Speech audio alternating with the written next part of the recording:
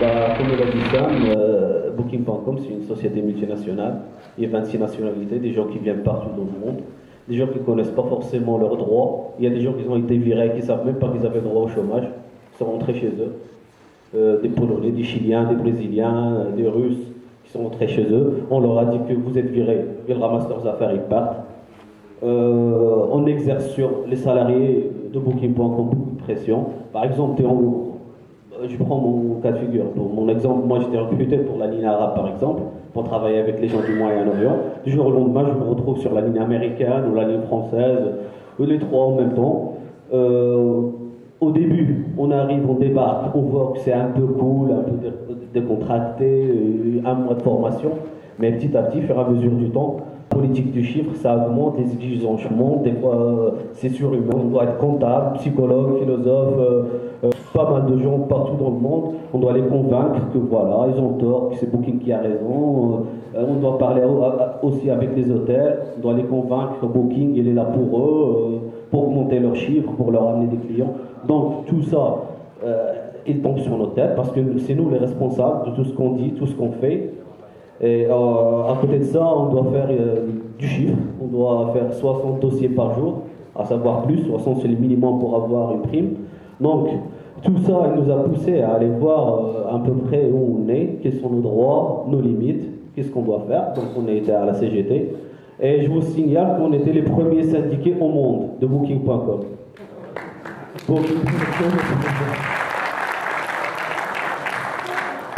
Qui est implanté dans tous les pays d'Europe. En France, il y en a 3 bureaux, le plus grand à Tourcoing, où il y a 400 salariés à peu près. Il y en a un à Paris, une centaine de salariés. Après, ils ont des petits bureaux de hôtel département, mais un centre comme Tourcoing, il y en a partout. Il y en a à Berlin, il y en a à Barcelone, il y en a 4 ou 5 à Amsterdam.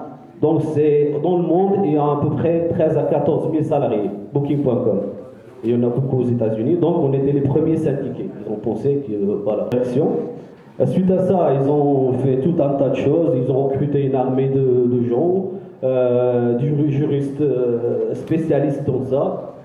Ils ont fait monter des gens, ils ont ramené des directeurs qui sont spécialistes dans les licenciements. Donc tout ça parce qu'ils ont vu qu'il y a la CGT qui leur demande un local, qui leur demande de faire des affiches. Donc à partir de là, nous on était ciblés. Comme par hasard, pendant 3 ans, on était tranquille, on travaillait bien, on avait des chiffres. Dès qu'on a signalé qu'on était à la CGT, ils ont su, parce que moi, je ne sais même pas comment ils ont su, parce que ce n'était pas moi le représentant syndical. Un jour, je reçois un email comme quoi le bureau, il est à dire déjà que moi, je suis syndiqué à la base, les affiches, alors que ce n'était pas moi le représentant syndical. Donc, il y a eu une série d'accidents bizarrement qui me concernent, alors que 3 ans, je n'étais pas inquiet. J'ai demandé la formation syndicale, le lendemain, lundi, j'arrive au boulot, on me donne un papier, mes papiers conservatoires pour faute grave. On m'a fait très bien, clairement, j'ai compris que c'était à cause de la formation syndicale. Du coup, tout le monde, ils ont envoyé des gens pour nous espionner au bureau de la CGT, des cadres, demander les gens, la liste des gens qui étaient syndiqués.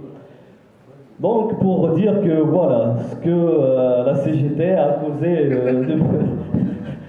au bureau de Tourcoing, donc ils ont engagé une série de procédures, série de choses, de recrutement, de licenciement.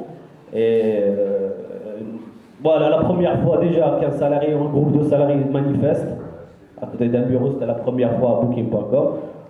Les salariés de Booking, on m'a dit que ça a fait un buzz pas possible dans les réseaux sociaux et tout ça. Surtout, il y a des gens qui viennent malheureusement des pays où ils n'ont pas le droit de manifester, ils n'ont pas le droit de se syndiquer, ils ont trouvé ça bizarre.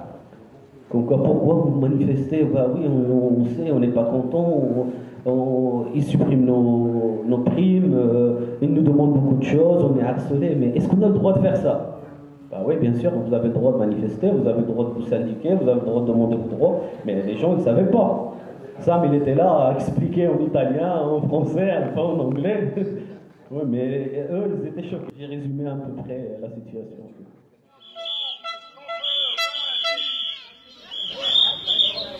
Ça va? Ouais.